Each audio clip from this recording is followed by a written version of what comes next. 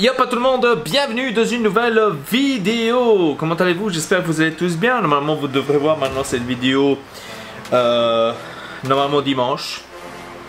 Là aujourd'hui on est vendredi quand je tourne cette vidéo, mais pour vous je sais pas, peut-être je la mettrai dimanche, peut-être lundi, je ne sais pas. En tous les cas les gars, comment allez-vous? J'espère que vous êtes tous en forme, que vous allez tous bien. Aujourd'hui une nouvelle vidéo qu'on va parler des nouveautés, des news. Qu'est-ce qui s'est passé? Qu'est-ce qui s'est passé? Qu'est-ce qu'il y a eu? Qu'est-ce que il pourrait y avoir? Alors, le scandale enfin, le scandale entre guillemets quoi. Les Milanisti sont aptes pour aller à la Europa League. C'est une bonne chose.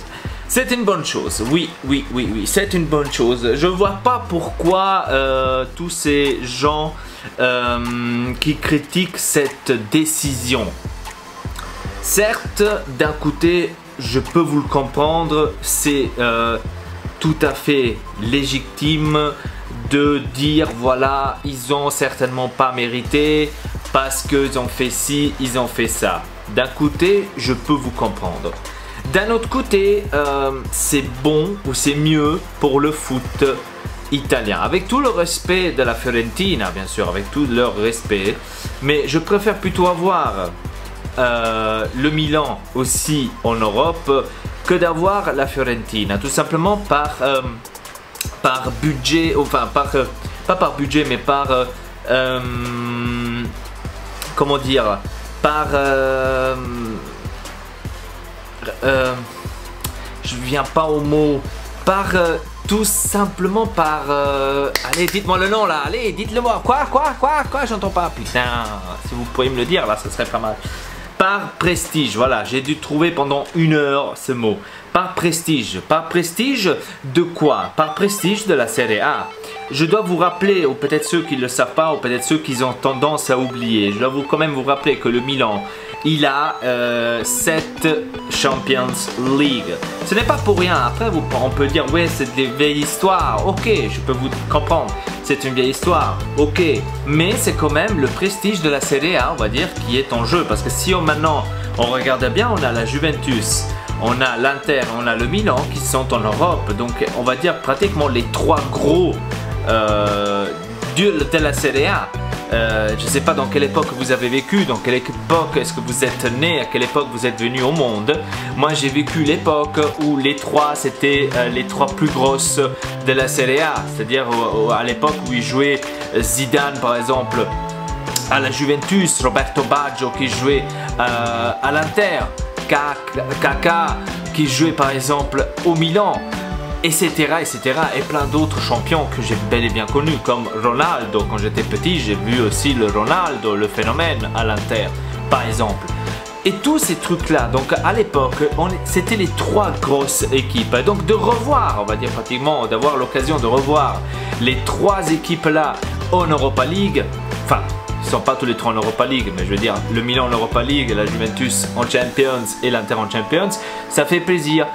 Maintenant, on doit s'améliorer, certainement. On doit s'améliorer, on doit voir quand même les trois en Champions League. Ça serait cool, hein, et je le souhaite. Parce que tout simplement, c'est le prestige qui va avec. C'est le prestige qui va avec. Ce n'est pas beau de voir, avec tout le respect, hein, je suis désolé, mais avec tout le respect, c'est pas beau de voir Sassuolo et Torino aller en Champions League, par exemple. C'est beaucoup plus beau de voir le Milan, l'Inter, la Juventus d'aller en Champions League. Je dis pas la Rome parce que pour moi la Rome ne me représente pas. Je sais pas comment vous le dire. La Rome n'est pas cette équipe qui a fait l'histoire, tu vois. Donc je sais pas comment vous. Mais ceux qui ont fait l'histoire, comme la Juventus, comme l'Inter, comme le Milan, ils ont tous fait une histoire. Hein. Soit l'une, soit l'autre. Maintenant n'importe de quelle façon. Ils ont fait l'histoire avec les champions. Hein. Les champions à l'époque, où est-ce qu'ils allaient? Au Milan, ils allaient à l'Inter, ils allaient à la Juventus. Le plus fort joueur du monde, où est-ce qu'il est allé? À la Juventus. Je parle de Cristiano Ronaldo, par exemple. Voilà, et donc j'ai comme l'impression que l'histoire ça se répète. Et c'est bien pour le foot italien. Donc c'est ça ce qu'on veut voir. Et ça fait du bien, avec tout le respect pour la Fiorentina, parce que c'était la Fiorentina qui devait aller. Moi je vois la chose bien, voilà.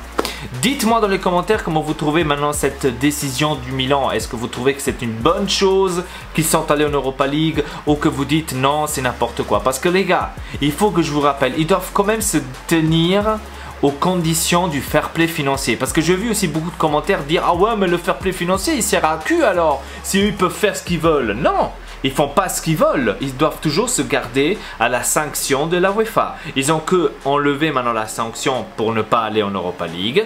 Mais la sanction, c'est-à-dire du budget, etc., etc., ça s'est resté pour la UEFA. C'est pas que tout a été retiré, c'est bon, le Milan, tu peux dépenser à nouveau 400 millions, il n'y a pas de souci les gars. Non, ils doivent se tenir à la sanction. Ça, c'est une différence, ok? Parce que j'ai vu beaucoup parler un peu du n'importe quoi. Ah ouais, mais ils peuvent faire du n'importe quoi. Fair play financier ne sert à rien. C'est pas le cas. Dites-moi dans les commentaires. Laissez un like si cette vidéo vous a plu. Forza Inter, à très bientôt pour une nouvelle vidéo. Allez, à la prochaine.